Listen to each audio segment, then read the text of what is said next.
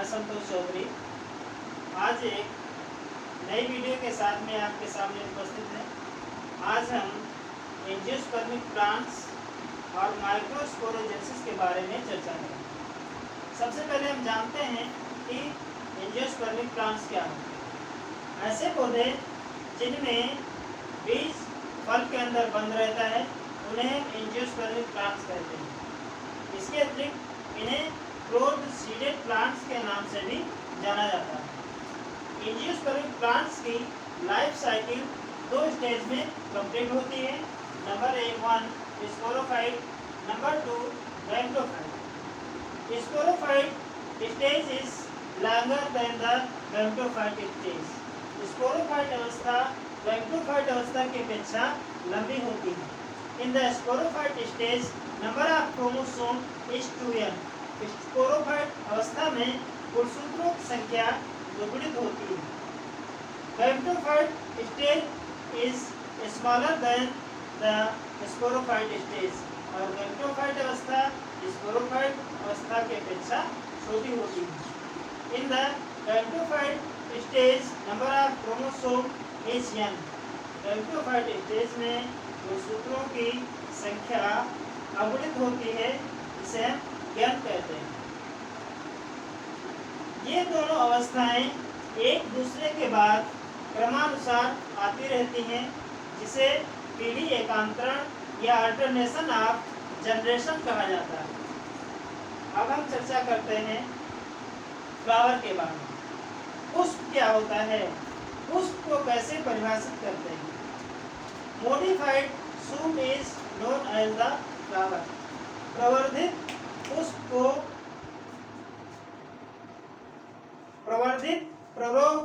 पुष्प कहा जाता है। Every flower is composed of 4 whorls. प्रत्येक पुष्प 4 चक्रों से मिलकर बना होता है। Calyx, corolla, androecium and gynoecium. Calyx क्या होता है? Calyx is the first whorls of flower. Calyx पुष्प का प्रथम चक्र है। It is composed of more than 1 sepals.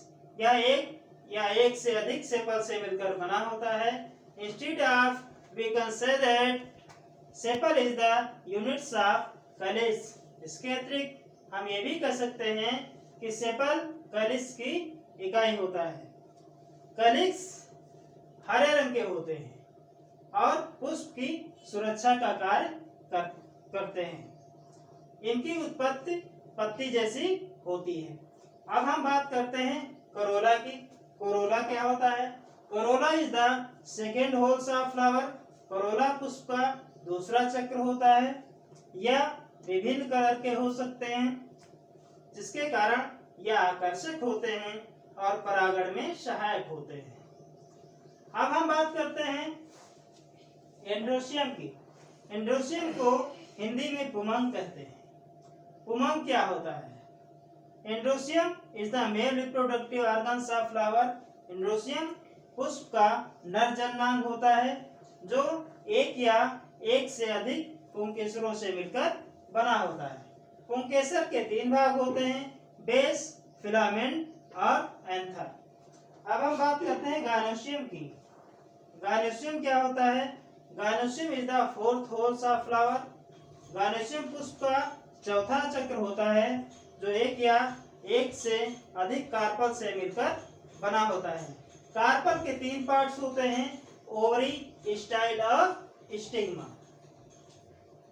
अब फ्रेंड्स हम चर्चा करेंगे कि माइक्रोस्पोरोजेंसिस क्या होती है।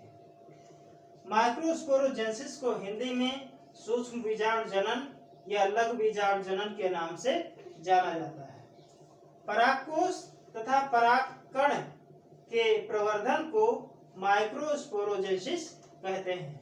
इसके अतिरिक्त हम इसे ऐसे भी परिभाषित कर सकते हैं कि परागकोश में परागकणों के बनने की क्रिया को माइक्रोस्पोरोजेंसिस कहते हैं। किसी नवजात एंथर का ट्रांसवर्स सेक्शन काटने से हमें मृदुतक कोशिकाओं का एक समूह दिखाई पड़ता है, जो एपिडर्मल कोशिकाओं से घिरा होता है। इसके मध्य में प्रोकैम्बियल स्टैंड होता है जो बाद में वेस्कुलर बंडल का निर्माण करता है। परागधानी के विकास के समय एपिडर्मिस से नीचे हाइपोडर्मल कोशिका अन्य कोशिकाओं से बड़ी हो जाती है, जिसका आकार बड़ा होता है, केंद्रक बड़ा होता है, जीव द्रव्य गाढ़ा होता है, जिसके कारण ये अन्य कोशिकाओं से भिन्न हो जाती है। इसे आर्चीस्पोरियल सेल के नाम से जानते हैं। ये आर्चीस्पोरियल सेल पेरिक्लाइनल डिवीजन द्वारा विभाजित होकर दो कोशिकाओं का निर्माण करती है, जो कोशिकाएं प्राइमरी पैराइटल सेल और प्राइमरी स्पोरोजिनस सेल के नाम से जानी जाती है। प्राइमरी पैराइटल सेल से भित्ति का निर्माण होता है, अर्थात एपिडर्मिस के नीचे वाली कोशिका परत मोटी हो जाती है जो एंडोथीसियम का निर्माण करती है। एंडोथीसियम कहीं कहीं पर पतला होता है, जहां से एंथर फटता है या एंथर का एडहेशन होता है, उसे स्टोमियम के नाम से जाना जाता है। इसके अतिरिक्त एंडोथीसियम से नीचे मिडिल लेयर होती है जो 1 से 5 परत तक मोटी होती है, और मिडिल लेयर के नीचे टैप्टम लेयर होती है। तो एंडोथीसियम और मिडिल लेयर दोनों परागकण के पोषण में सहायक होती हैं। अब हम चर्चा करते हैं micro primary sporogenous sales. Primary sporogenous sales कई विभाजनों द्वारा विभाजित होकर अनेक माइक्रोस्पोर मदर सेल का निर्माण करती हैं, जिनमें से कुछ माइक्रोस्पोर मदर सेल सूक्ष्म बीजाणु के पोषण में सहायक होती हैं, तथा क्रियात्मक माइक्रोस्पोर मदर सेल अर्धसूत्री विभाजन द्वारा विभाजित होकर 1 से 4 माइक्रोस्पोर का निर्माण करती हैं। इस प्रकार से एंथर में माइक्रोस्पोर का निर्माण होता है, और ये माइक्रोस्पोर साइमल्टेनियस प्रकार से व्यवस्थित हो जाते हैं। इस प्रकार से माइक्रोस्पोरोजेनेसिस कंप्लीट होता है। धन्यवाद। यदि आप वीडियो अच्छा लगा हो तो कृपया इसे लाइक करें, सब्सक्राइब करें, कमेंट करें और शेयर करें।